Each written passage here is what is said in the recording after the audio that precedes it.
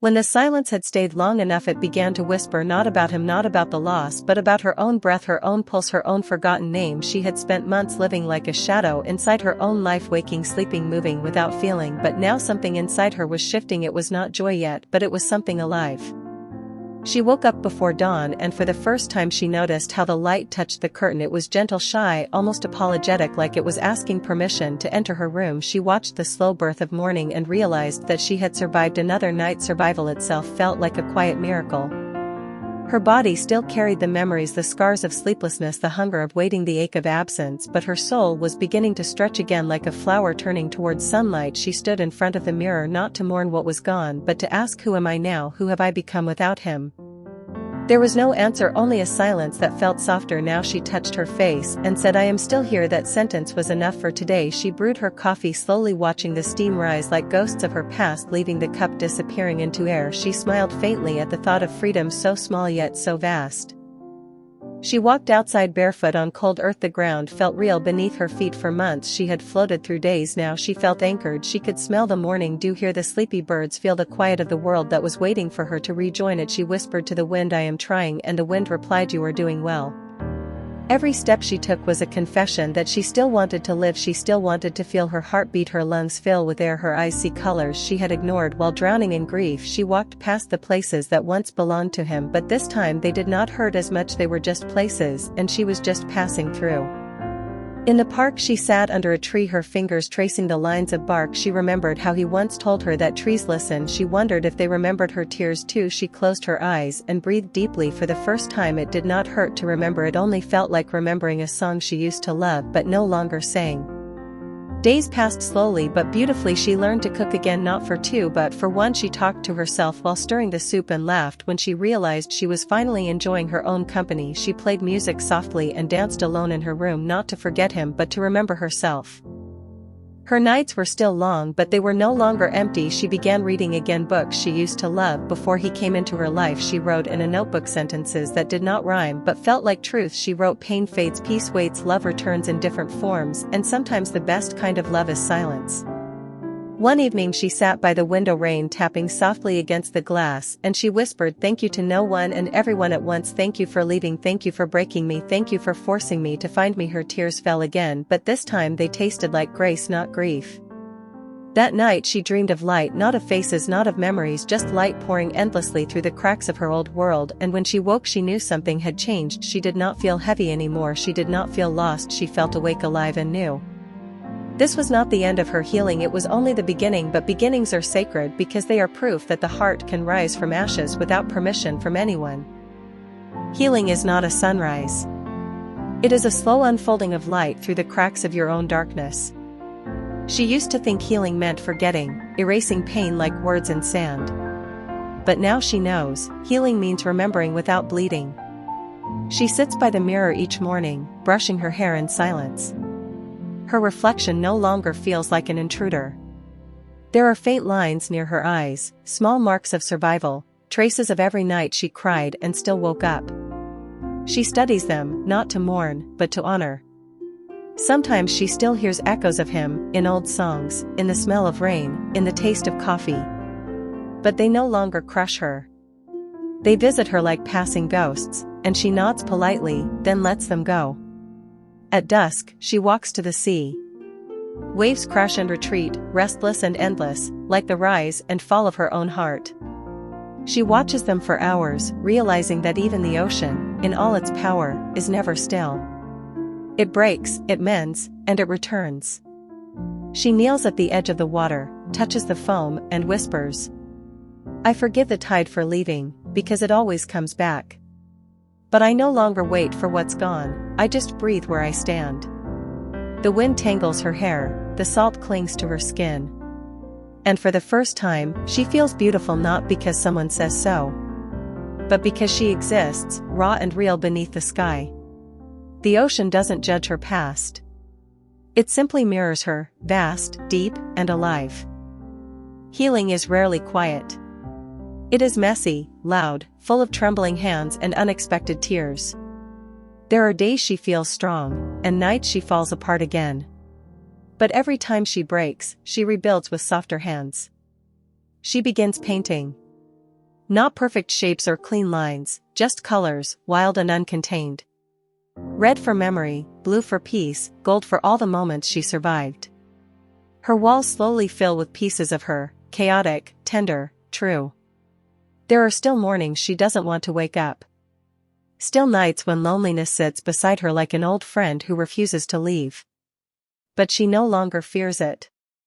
She lights a candle, pours tea for both of them, and says, "If you're here, then sit quietly. I have stories to tell."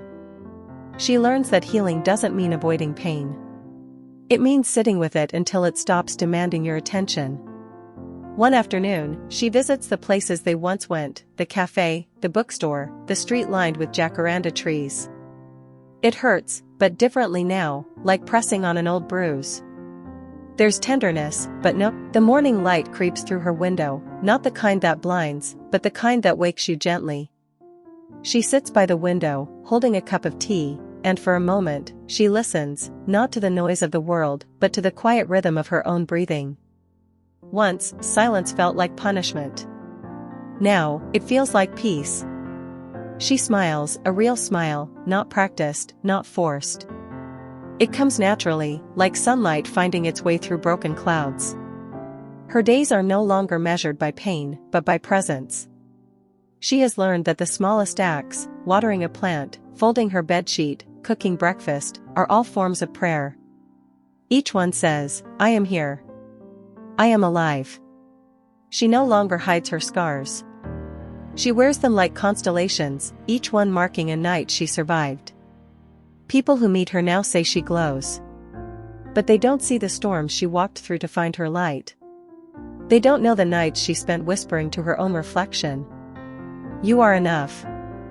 You always were." Sometimes she visits her old self, the girl who cried, who begged, who broke. She doesn't pity her anymore. She thanks her. Because that broken girl built the woman she has become. The morning light creeps through her window, not the kind that blinds, but the kind that wakes you gently. She sits by the window, holding a cup of tea, and for a moment, she listens, not to the noise of the world, but to the quiet rhythm of her own breathing. Once, silence felt like punishment. Now, it feels like peace. She smiles, a real smile, not practiced, not forced. It comes naturally, like sunlight finding its way through broken clouds.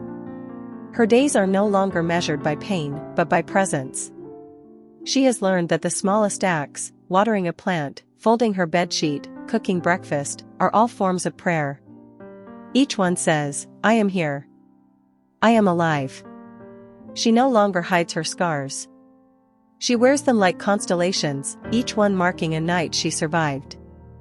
People who meet her now say she glows. But they don't see the storms she walked through to find her light. They don't know the nights she spent whispering to her own reflection. "You are enough. You always were." Sometimes she visits her old self, the girl who cried, who begged, who broke. She doesn't pity her anymore. She thanks her.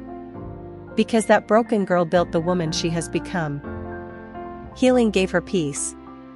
Rebirth gave her power. She starts working again, not out of need, but out of choice. She paints, she writes, she speaks.